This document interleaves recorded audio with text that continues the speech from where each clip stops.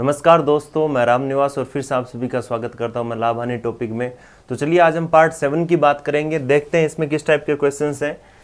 आपको क्या दिया गया है कि इसमें कुछ आपको अलग अलग पार्ट पर बात करेगा कि इस पर इतना लाभ हो रहा है, इस पर इतना हानि हो रही है, मुझे कुल मिलाकर कितना लाभ चाहिए, कितनी हानि चाहिए। तो जल्दी से एक बार क्वेश्चन नोट कर लीजिएगा, उसके बाद में अपने आगे बढ़ते हैं कि कोई धनराशि इस प्रकार से निवेश की गई। भाई कोई धनराशि थी, हमें नहीं पता वो कितनी धनराशि थी, लेकिन जितनी भी थी वो थी उसके 1/3 भाग पर। अब देखिए यहाँ पर भाग की बात हो रही है। मेरे पास में जितना भी जो अमाउंट था ना, ऐसे आप मान लीजिए कि जितना भी अमाउंट था उसमें से 1/3 भाग, उसका 1/3 भाग, ठीक है।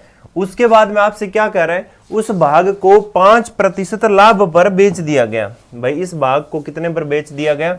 5% लाभ पर बेच दिया गया। 1/3 भाग को 5% लाभ पर बेच दिया गया। उसके बाद में क्या कह रहा है, इसी धनराशि में 1/3 चला गया तो पीछे बचा कितना? 2/3, ठीक है। अब चलते हैं आगे। 1/5 भाग पर 7% का लाभ, 1/5 भाग पर 7% का लाभ होता है। तो जब 1/5 भाग पर मतलब क्या हुआ, इसी के 1/5 भाग पर, है ना, मतलब अलग अलग टुकड़ों की बात कर रहा है।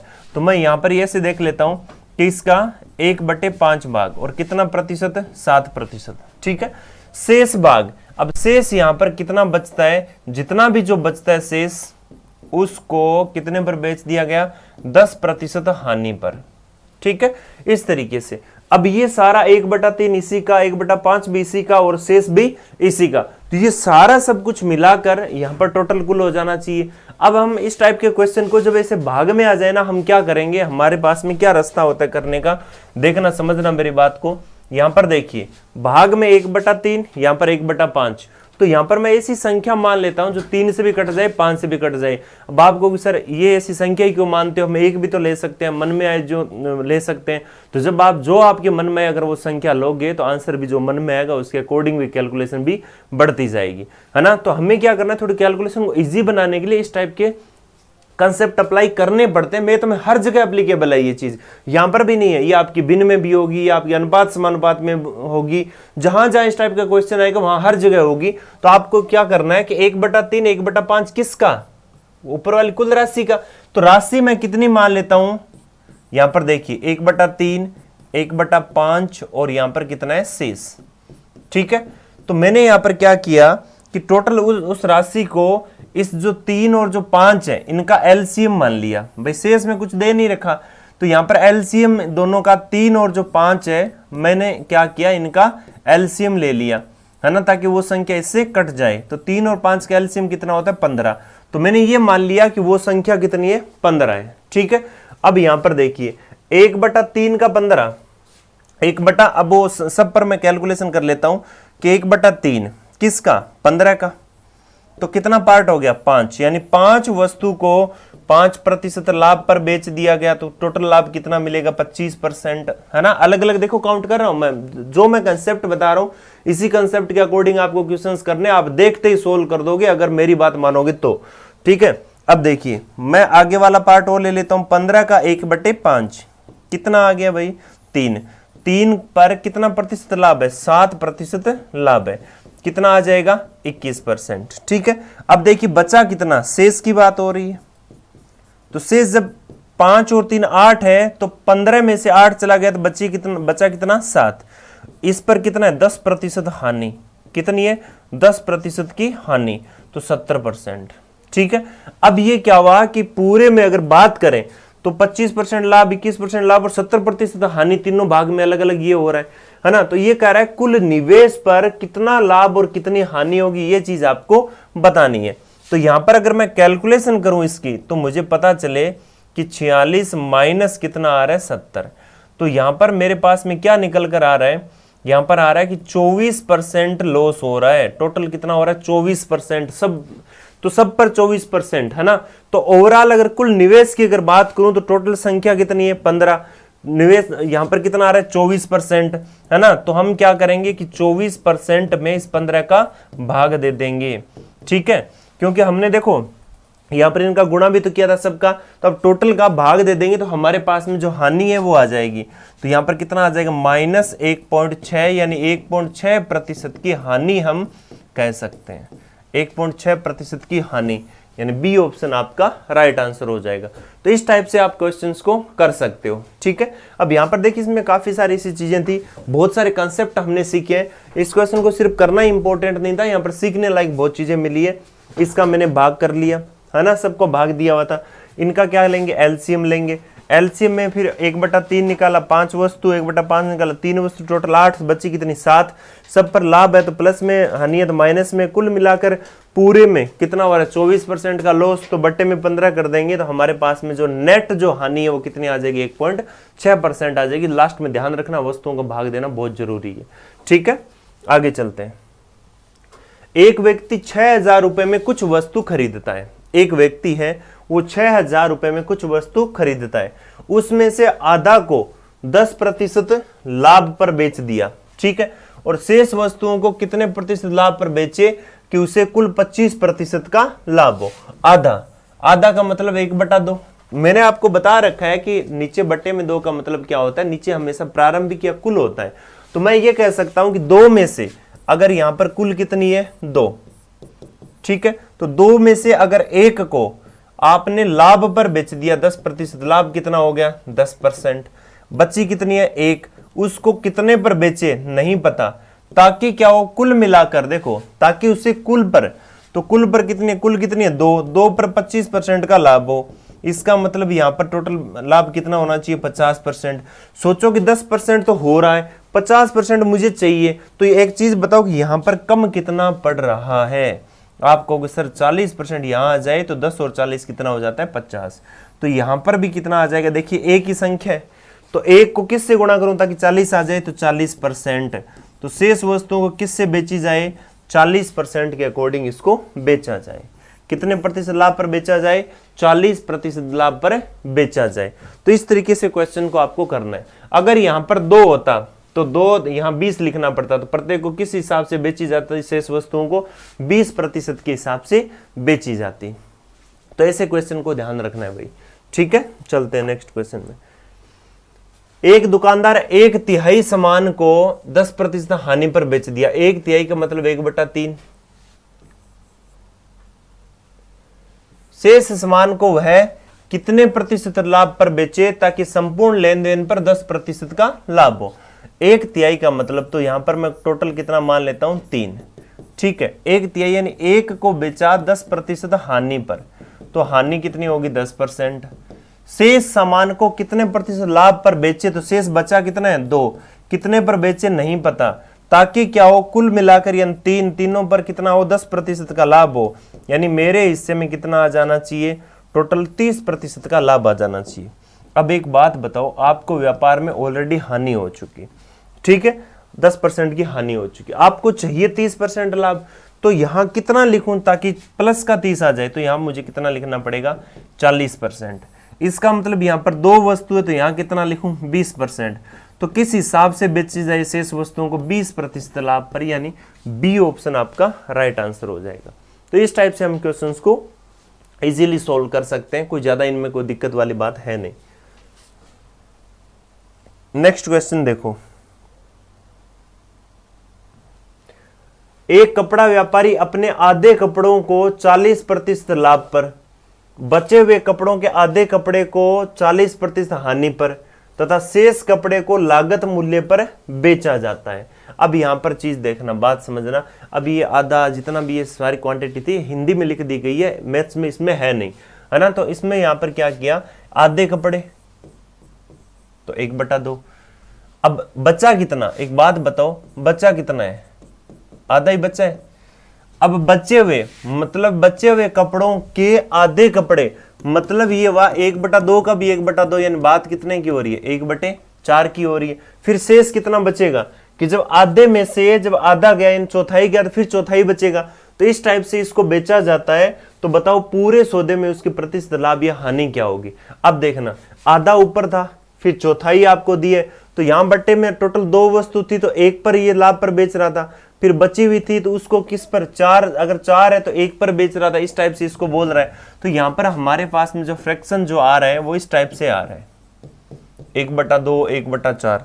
मैं क्या करता हूं कि नीचे वाले को कुल मान लेता हूं, है ना। तो यहाँ पर ऐसी संख्या मान लेता हूँ जिसमें 2 का भी भाग चला जाए और 4 का भी। तो मैंने इसे मान लिया कि कुल कितना आपका 4। ठीक है, तो देखो आधों को यानी 4 का आधा कितना है आपका 2।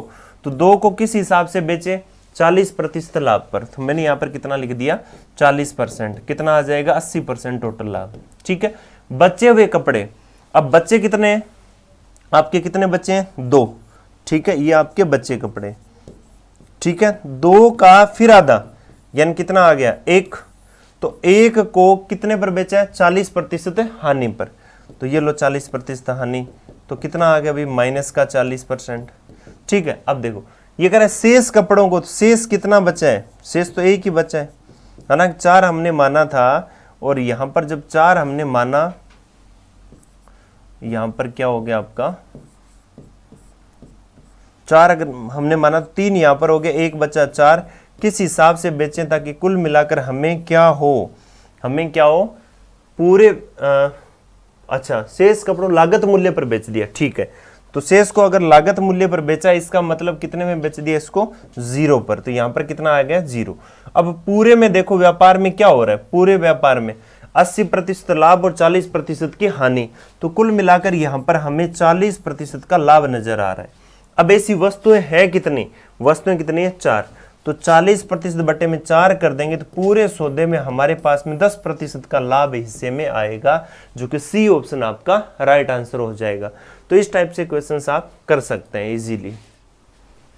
ठीक है, उम्मीद करता हूं कि आपको अच्छे से सारी चीजें समझ में आ रही है और जल्दी से मुझे ये क्वेश्चन भी बता दो इसमें क्या होगा। इसमें देखो आपको क्या दिया हुआ है कि एक दुकानदार है, वो 20 किलोग्राम चावल 15 रुपए की दर तथा 30 किलोग्राम को 10 रुपए की दर से खरीदता है। तो यहां पर मैं दोनों का सीपी निकाल लेता हूं, दोनों का क्रय मूल्य निकालता हूं कि टोटल कितना क्रय मूल्य यानी कितने रुपए लगाकर उसने खरीदा। तो यहां पर कितना आ जाएगा 20 × 15 और प्लस में 30 × 10, टोटल कितना आ गया आपका 300 प्लस में 300। तो पता चला कि ये सारा जो चावल है ना वो कितने रुपए में खरीदा गया था 600 रुपए में खरीदा गया था। ठीक है, यहां पर जो चावल है कितने रुपए में खरीदा गया था आपका 600 रुपए में। दोनों मिलाकर वह प्रति किलोग्राम किस दर से बेचे ताकि उसे 20% का लाभ। अब सोचो कि जब उसे दोनों को मिलाकर बेचेगा, एक मिश्रण को बेचेगा, तो जब 20% का लाभ हो तो 600 पर भी 20% का लाभ भी तो होगा। तो एसपी निकाल लेता हूं विक्रय मूल्य। तो 600 का मैंने क्या कर दिया, 600 का 20% मैंने निकाला तो 120/100, यहां पर कितना आ गया 720 रुपए। यानी पहली बात तो ये कि उसको टोटल को 720 रुपए में बेचेगा। भाई टोटल क्रय मूल्य इतना था, जब 20% का लाभ चाहिए तो पैसे भी बढ़ेंगे और बढ़कर कितने मिलेंगे 720। तो अगर पर किलोग्राम रेट हम बात करें, पर किलोग्राम रेट की बात करें तो टोटल 720 रुपए में कितने किलो है 30 किलो ये, 20 किलो ये, टोटल कितने हो गए 50।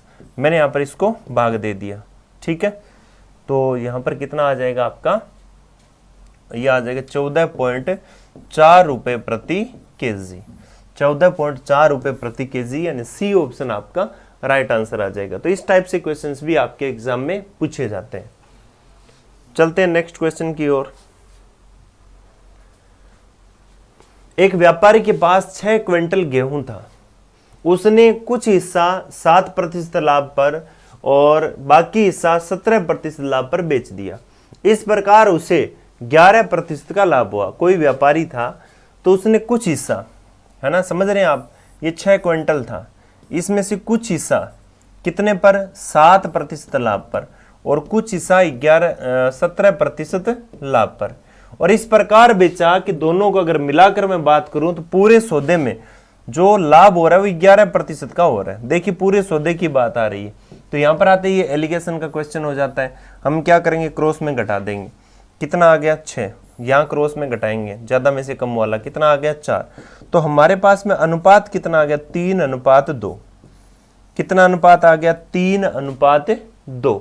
ठीक है, अब देखो ये कह रहा है टोटल 6 क्विंटल था, यहां अनुपात कितना हो रहा है 5। हम क्या करेंगे 5 बराबर 6 क्विंटल को मैं लिख देता हूं 600 केजी। ठीक है, 1 बराबर कितना आ गया 120 केजी। अब ये कह रहा है कि तो बताओ 17% लाभ पर कितना गेहूं बेचा? 17% लाभ पर, तो 17% लाभ पर कितना बेचा? 2, है ना। तो 2 का मान कितना आ जाएगा? 2 × 120 कितना आ जाएगा? 240 kg, है ना। तो आपका आंसर हो जाएगा बी ऑप्शन राइट आंसर हो जाएगा। तो इस टाइप से भी आप इस टाइप का कोई भी क्वेश्चन अगर आए और एग्जाम में आया हुआ क्वेश्चन है, इंपॉर्टेंट भी है, ठीक है। तो यहाँ पर एलिगेशन से कर सकते हैं, क्योंकि देखो कुछ इसका दिया हुआ है और ये टोटल का दिया हुआ है। तो इस टाइप का कहीं भी अगर पार्ट बनता है मैथ्स में तो वहां पर एलिगेशन मेथड आपका अप्लाई होता है। चलते हैं नेक्स्ट में। यहां पर आपको क्या दिया? एक चावल व्यापारी 1280 रुपए में 16 क्विंटल चावल खरीदता है, ठीक है। उसके बाद क्या करता है? 18% चावल परिवहन में खराब हो जाता है, तो उसे 23% लाभ प्राप्त करने के लिए उसे कितनी दर पर बेचना होगा? ये चीज आपको ध्यान में रखनी है। अब करना क्या है आपको इसको कि 23% लाभ प्राप्त करने के लिए किस रेट में खरीदना होगा, ठीक है, या उसको बेचना होगा। अब आप क्या करोगे? आपको पता है कि 16 क्विंटल वो लेके आया था, अब 16 क्विंटल में से 18% खराब भी हो गया था, तो या तो आप ऐसा करो कि 16 क्विंटल में से जो सही है, ठीक है, क्योंकि देखो 1280 रुपए उसने लगाए हैं, तो जो लाभ जो आएगा ना वो आएगा तो इसी पर ही, ठीक है। जो लाभ आएगा वो आएगा किस पर? 1280 पर ही, ठीक है। और उसको लाभ इसी पर चाहिए, क्योंकि देखो जब 1280 रुपए वो लगा चुका है और उसको 23% लाभ किस पर चाहिए? 1280 रुपए पर, ठीक है। अब 16 क्विंटल, अब इतना चावल तो उसके पास में बचा नहीं, क्योंकि 18% वो ऑलरेडी लॉस कर चुका।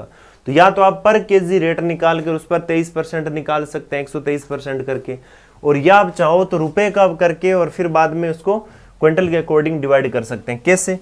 आपको पता है कि 1280 रुपए पर मुझे 23% लाभ चाहिए। भाई लाभ चाहिए, अगर मान लो मैं 100 रुपए की चीज लेके आ रहा हूं, मुझे 20% लाभ चाहिए, तो उसको 120 में बेचनी पड़ेगी, ठीक है। अगर मैं 100 रुपए की 10 चीज लेके आ, 5 खराब हो गई, तो मैं बाकी बेचूंगा तो बची चीज होंगी ना, तो बची चीज जब बेचूंगा तो मुझे 20% लाभ चाहिए, तो सिंपल सी बात है वो बची चीजों पर मुझे चाहिए, ठीक है। तो इसी तरीके से मैं क्या करता हूं, रुपए हमेशा आपके क्या रहेंगे? कांस्टेंट। तो आप क्या करो कि 1280 का आप 123 निकाल लो, यहां पर आपके पास में क्या आ जाएगा? विक्रय मूल्य, ठीक है। तो यहां पर हमने देखा कि टोटल कितना आ रहा है? 123 हो गया ना ये, तो टोटल हमारे पास में कितना आ जाएगा? मल्टीप्लाई कर लेते हैं इसको, 123, तो 24 2 और 96 और 36, तो ये आपका हो जाएगा 126 और 6 132 और 4 कितना हो गया? 44, ठीक है। और फिर कितना आ गया? 14, 144 और 14 कितना हो गया? 158। तो हमारे पास में कितना आ गया? 1558 आ गया ना, 15,000। तो हमारे पास में कितना आ गया? 15,894, और बट्टे में कितना आ जाएगा हमारे पास में? 10, ठीक है।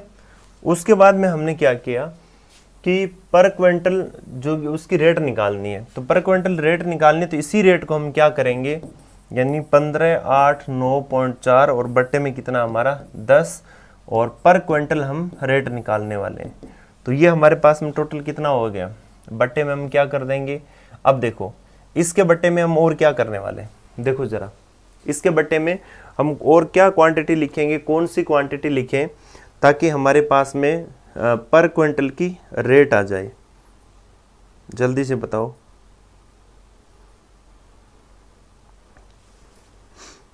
क्या लिखेंगे? 16 क्विंटल लिखेंगे या कुछ और क्वांटिटी इसके अंदर लिखने जा रहे हैं हम?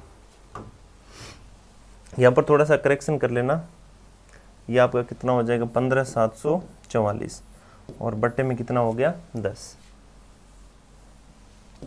15,744 और बट्टे में 10। ये अभी हमारी करंट की रेट है, ठीक है। और यहाँ पर हमारे पास में टोटल जो विक्रय मूल्य वो निकल कर आ रहा है, ठीक है। मैं इसको कह सकता हूं कि 1574 रुपए में उसको बेचा, ठीक है। अब क्या करना है, चाहो तो आप इसको इस टाइप से लिख सकते हो कि 1574.4, ठीक है। ये टोटल रुपए थे। अब क्या करोगे, पर क्विंटल अगर रेट निकालोगे तो आपको 1574.4 और बट्टे में बचा हुआ चावल काम में लेना है। चावल बचा कितना है 16 इंटू कितना चावल बचा है 16 क्विंटल का कितना बचा है 18% गया, कितना बचा है 82। ठीक है, और बट्टे में क्या आ जाएगा आपका 100। अब देखो ये कितना हो गया 1574.4। ठीक है, और बट्टे में कितना इंटू कितना आ जाएगा आपका 100, और बट्टे में कितना आ गया 16 इंटू 82। ठीक है, अब देखो जल्दी से इसको कैंसिल आउट करते हैं। 16 से अगर हमने इसको डिवाइड किया, यहाँ पर ऊपर जो क्वांटिटी उसको लिख लेते हैं, ये आपका कितना आ जाएगा 15,004 और 0, बट्टे में कितना आ गया 16 इंटू 82। ठीक है, अब देखते हैं यहाँ पर ये अगर इसको कैंसिल आउट करेंगे तो 16 से ये कट जाएगा आपका 9 बार। ठीक है, ये कितने बार कटेगा आपका 9 बार। उसके बाद में हमने देखा कि यहाँ पर बचा 13 और 4 कितना हो गया 134। तो फिर ये आपका जाएगा 8 बार। ठीक है, और यहाँ पर फिर कितना बचेगा आप हमारे पास में 6 4 कितना हो गया 64। तो यहाँ पर कितना आ जाएगा 4 और फिर क्या आ जाएगा 0, और बट्टे में हम क्या कर देंगे 82। ठीक है, अब हम 82 से भी इसको डिवाइड करते हैं। जब हम 82 से इसको डिवाइड करेंगे तो यहाँ पर ये कितनी बार गया 1 बार। देखिए इसमें कैलकुलेशन है और कुछ नहीं है। यहाँ पर कितनी बार गए 1 बार, तो हमारे पास में यहाँ पर कितना बच के आ रहा है 16 और 2, तो यहाँ पर कितना आ जाएगा 2 और कितना आ जाएगा 0, यानी 120 रुपये प्रति क्विंटल, यानी डी ऑप्शन हमारा राइट आंसर हो जाएगा। यानी हमारे पास में जो डी ऑप्शन है वो हमारा राइट आंसर हो जाएगा। तो हमने देखा कि हुआ क्या था कि सबसे पहले हमारे पास में ये इतने रुपए में हमने खरीदा। ठीक है, एग्जाम में आया हुआ क्वेश्चन है और काफी अच्छा, बस इसमें कैलकुलेशन के अलावा कुछ भी नहीं है। हमने देखा कि 1280 रुपए में खरीदा 16 क्विंटल। अब क्या हो रहा है कि उसमें से आपको यही कंसेप्ट है कि कुछ चीजें खराब हो जाती है। ठीक है, और खराब होने के बाद में बची चीज को हमें बेचना है, तो हम ये सोचते हैं कि जब बची चीज को बेचेंगे तो लाभ फिर बचे हुए पर उसी पर निकालेंगे, है ना। नहीं, बिल्कुल नहीं, जो लाभ है वो पैसों पर निकलेगा। तो हमने देखा कि 1280 रुपए उसका अगर विक्रय मूल्य निकालूं तो 1574.4 होता है। ठीक है, अब इसी विक्रय मूल्य में यानी इतने रुपए में किसको बेचा, जो बचा हुआ चावल था उसको बेचा। उसी चावल को मैं डिवाइड किससे कर देता हूँ 16 का कितना बचा था 18% खराब, तो 82% इससे अगर डिवाइड करता हूँ तो 120 रुपए प्रति क्विंटल मेरे पास में आंसर निकल कर आ जाता है। ठीक है, अब देखो नेक्स्ट क्वेश्चन बताओ जल्दी से, बहुत ही अच्छा क्वेश्चन है। अब इसमें क्या करना है आपको 200 चीजें दी गई है और वो भी एक समान मूल्य पर खरीदी। उसने अपनी 30% चीजें 20% लाभ पर बेची और शेष 10% लाभ पर। यदि उस दुकानदार का कुल लाभ 2600 रुपये रहा हो तो प्रत्येक वस्तु का लागत मूल्य कितना होगा।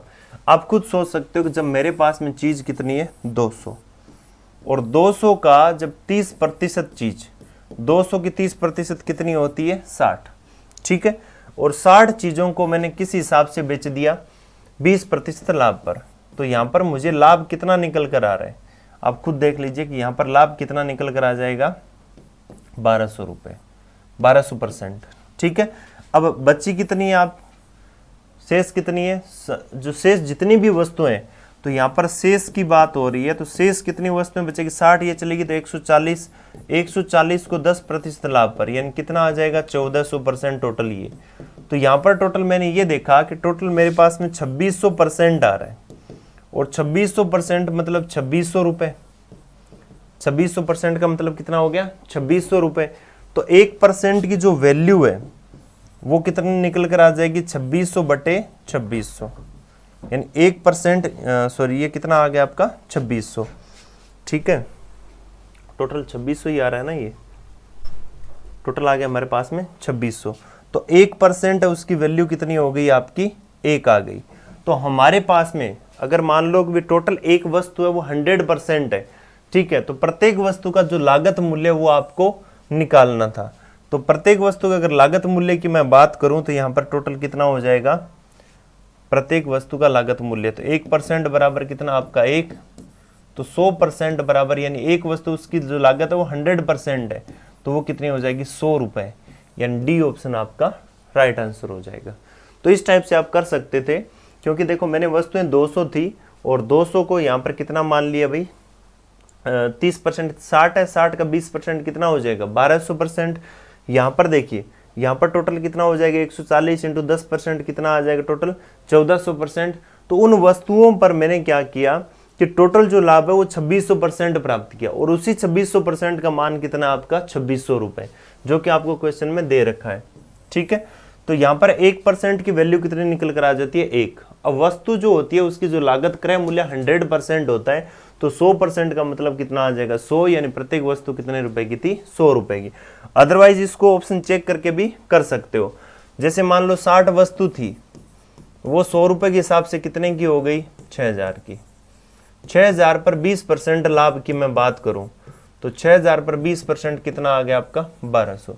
इसी तरीके से 140 वस्तु है, वो भी 100 रुपए की। ठीक है, तो टोटल हमारे पास में कितना आ जाएगा 14000। 14000 के 10% की अगर मैं बात करूं तो यहाँ पर कितना आ जाएगा 1400। तो कुल मिलाकर हमारे पास में जो टोटल लाभ है वो कितना निकल कर आ रहा है 2600 रुपए। ठीक है, तो इस चीज को यहाँ पर ध्यान में रखना है। चलते हैं नेक्स्ट क्वेश्चन की तरफ। इसमें आपको क्या दे रखा है कि एक आदमी ने 50 पेन 50 रुपए प्रति पेन की दर से खरीदे। तो यहां पर यह चीज इंपॉर्टेंट है कि कितने खरीदे हैं 50 पेन।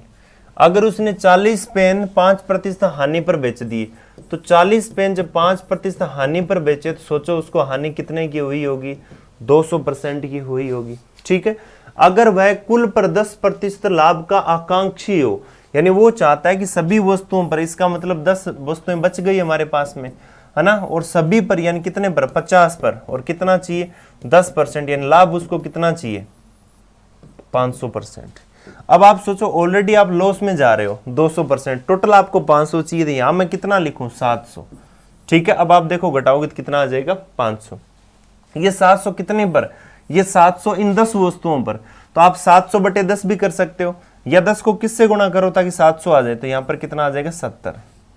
यानी कितने प्रतिशत लाभ पर बेचनी पड़ेगी 70% लाभ पर बेचनी पड़ेगी, यानी डी ऑप्शन आपका राइट आंसर हो जाएगा। तो देखिए काफी इजी तरीके से क्वेश्चन हो रहे हैं सारे।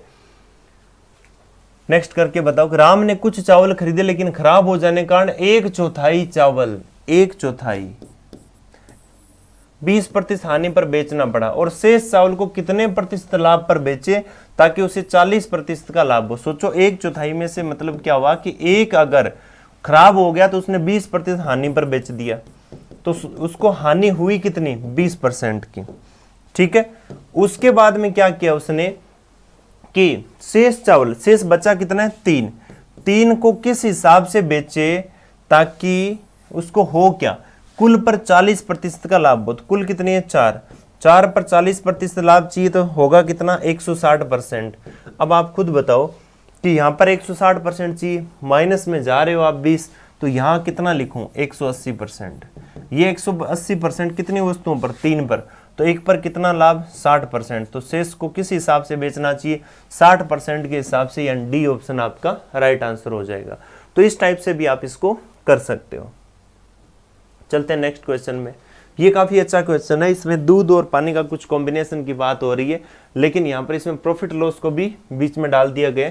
तो यहाँ पर कह रहे हैं कि दूध वाला अपने दूध में पानी मिलाकर 9 रुपए प्रति लीटर की दर से बेचता है। अच्छा, यहाँ पर कॉम्बिनेशन किसका है, देखिए कॉम्बिनेशन दूध की बात हो रही है और किसकी हो रही है पानी की। ठीक है, दूध का भाव कितना है 9 रुपए प्रति लीटर, पानी का 0 रुपए प्रति लीटर। ठीक है, 20% लाभ कमाता है। 9 रुपए जो दिया गया ना, ये भाव नहीं है दूध का, ये बेचने का भाव है, आप एसपी कह सकते हो, लेकिन इससे हम भाव निकाल सकते हैं।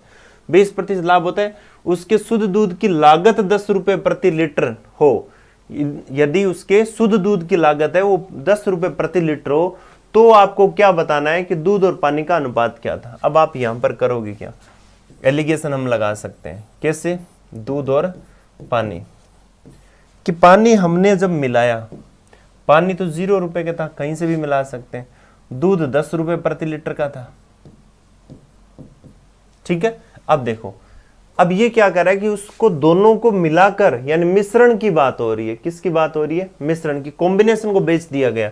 तो जब मिश्रण की बात हो रही है, और मिश्रण यहां पर हम क्या ले रहे हैं, सबका सीपी ले रहे हैं, क्रय मूल्य, तो मिश्रण का भी यहां क्या आएगा क्रय मूल्य आना चाहिए।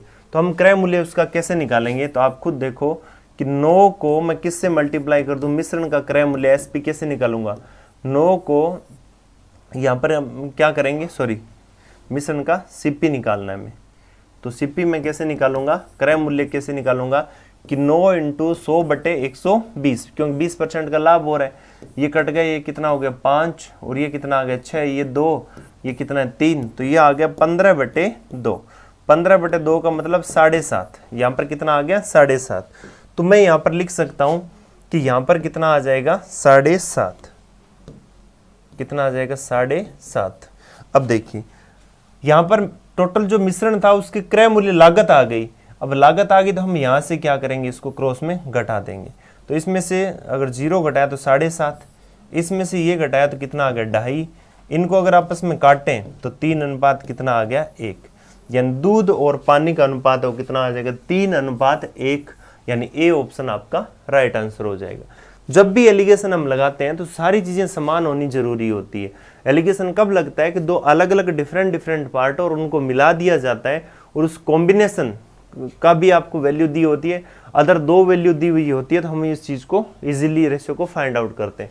अगर हमने सीपी लिया तो सबका सीपी लेना पड़ेगा, क्रय मूल्य लेना पड़ेगा, तो मिश्रण का भी हमने क्रय मूल्य वहां लिखा है, आप डायरेक्ट नो नहीं लिख सकते, गलत हो जाएगा फिर। ठीक है, चलते हैं आगे। यहां पर आपको क्या दिया हुआ है, ये भी काफी अच्छा क्वेश्चन है, इंपॉर्टेंट भी है। एक दूध वाला 25 रुपए प्रति लीटर की दर से दूध खरीदता है और उसमें 1/4 पानी मिलाता है, उसमें से 1/4 पानी मिलाता है और इस मिश्रण को कितने में बेच देता है, 26 रुपए प्रति लीटर में बेच देता है। अब देखिए, अब आपको सर इसको हम कैसे करें, तो आप खुद ऐसा मान के चलो 1/4 पानी मिलाता है, 1/4 का मतलब क्या है, चौथाई जो पार्ट है उसका पानी मिला देता है। कैसे, 1/4 पानी का मतलब क्या है कि अगर 4 भाग दूध है तो 1 भाग उसमें क्या मिला रहा है, ऊपर से पानी, एक्स्ट्रा चीज उसमें अंदर मिला रहा है वो, ठीक है, इसमें इंक्लूड नहीं है, उसमें 1/4 पानी मिलाता है, 1/4 पानी मिलाता है, यानी चौथाई पार्ट जितना होता है ना दूध का उतना वो पानी मिला देता है। तो मैं ऐसा मान लेता हूं कि 4 लीटर तो आपका दूध है, तो 4 इंटू कितना हो गया आपका 25, ठीक है, और प्लस 1 लीटर, जब ये 4 लीटर है तो 1 लीटर और मिलाना पड़ेगा, इसका चौथाई कितना होता है 1 होता है, तो उस वो पार्ट इसमें मिला देता है जिसका भाव कितना है 0।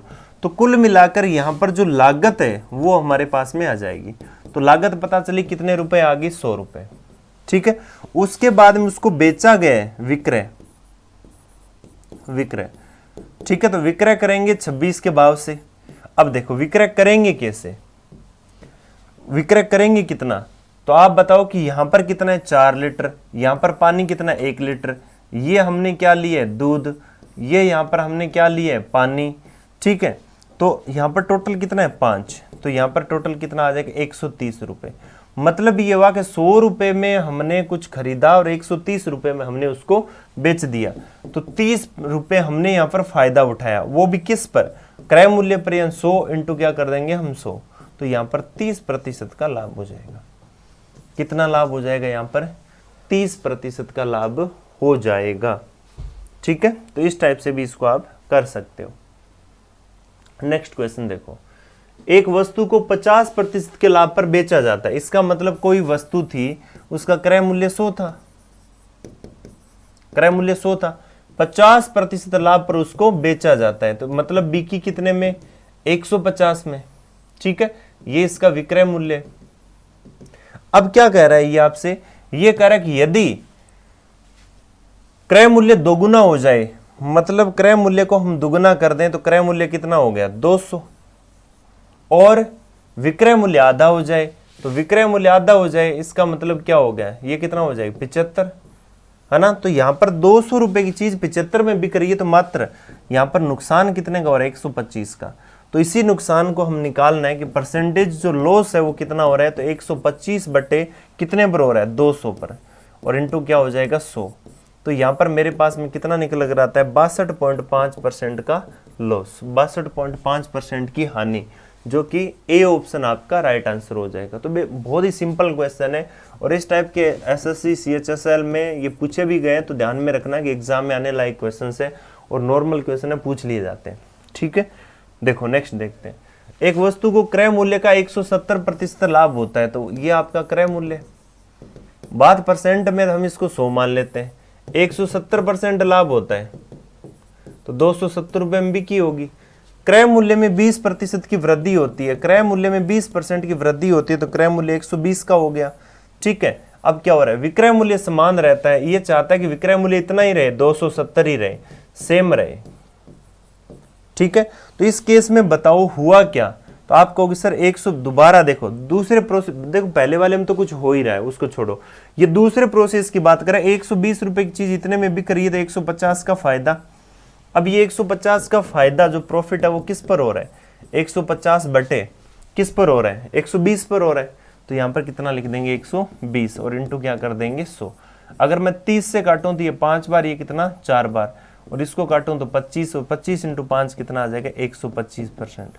जो प्रॉफिट है वो कितना हो रहा है 125%, यानी डी ऑप्शन आपका राइट आंसर हो जाएगा। ठीक है, इसके बाद में ये नेक्स्ट क्वेश्चन सेम इसी टाइप का लग रहा है। यहाँ पर आपको क्या दिया है कि वस्तु पर 20% लाभ है, तो 100% की चीज है, बिक कितने में रही है, जब 120% का लाभ है तो 220 में बिक रही है। ठीक है, ये इसका क्रय मूल्य है। यदि क्रय मूल्य 10% बढ़ जाए तो क्रय मूल्य को 10% बढ़ा दिया तो क्रय मूल्य कितना हो गया 110।